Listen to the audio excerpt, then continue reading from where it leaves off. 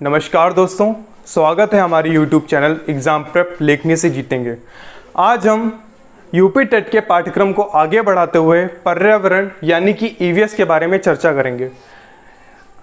जैसा कि हम जानते हैं कि हमारे चारों ओर जो भी चीज़ें व्याप्त हैं उसको वो हमारे कहाँ पर आ जाती हैं, वो हमारे पर्यावरण में आ जाती हैं।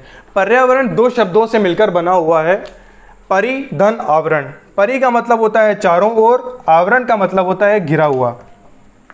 जैसे कि पक्षियों की चहचहाहट, विभिन्न प्रकार की ध्वनियाँ, जैसे कि बिल्ली म्याऊं करती है, वाहनों की आवाज़, खेत खलिहानों से निकलने वाली हवा और विभिन्न प्रकार की हवा, पंखे की हवा, ये सारी जो भी चीज़ें हैं ये सब पर्यावरण के अंतर्गत आ जाती हैं। अर्थात हम संक्षिप्त विवरण में इसको कह सकते हैं, पेड़ पौधे, खेत खलिहान, आवाज़, ध्वनि आदि किसके अंतर्गत? पर्यावरण के अंतर्गत आ जाती हैं। पर्यावरण का तात्पर्य है जीवधारियों तथा वनस्पतियों के चारों ओर व्याप्त आवरण।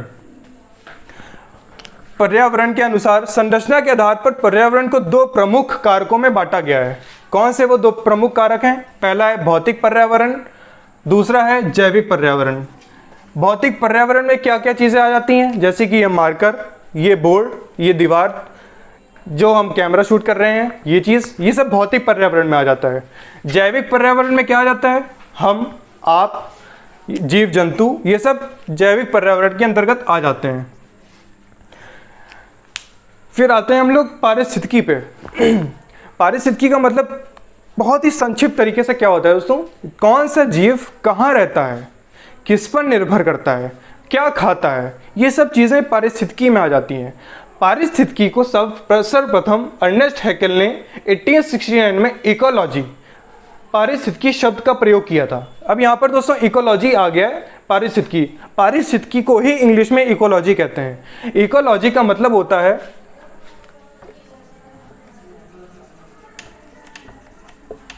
परिवेश का अध्ययन, परिवेश का अध्ययन। अर्थात कह सकते हैं, जैसे कि अभी मैंने बताया था, जो जीव कहाँ रहता है, किस चीज़ पर निर्भर करता है, इसी का अध्ययन हम लोग पारिस्थितिकी में करते हैं। पारिस्थितिकी तंत्र, पारिस्थितिकी तंत्र इकोसिस्टम शब्द का सर्वप्रथम प्रयोग एजी टेंसले द्वारा 1935 में किया गया था। पारिस्थितिकी तंत्र का मतलब क्या होता है दोस्तों?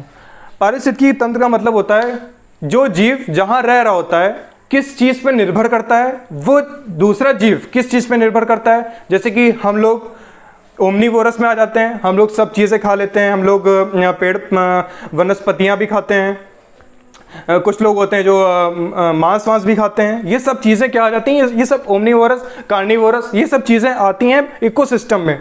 हम किस चीज़ पे निर्भर करते हैं, दूसरा वाला किस चीज़ पे निर्भर करता है, ये सब इकोसिस्टम में आ जाता है। पारिस्थितिकी तंत्र सर्वप्रथम इसका प्रयोग सबसे पहले एजी टेंसले ने 1935 में किया था। टेंसले के अनुसार जैविक घटक और अजैविक घटक हैं। जैविक घटक और अजैविक घटक को हम लोग नेक्स्ट क्लास में चर्चा करेंगे। तब तक के लिए धन्यवाद।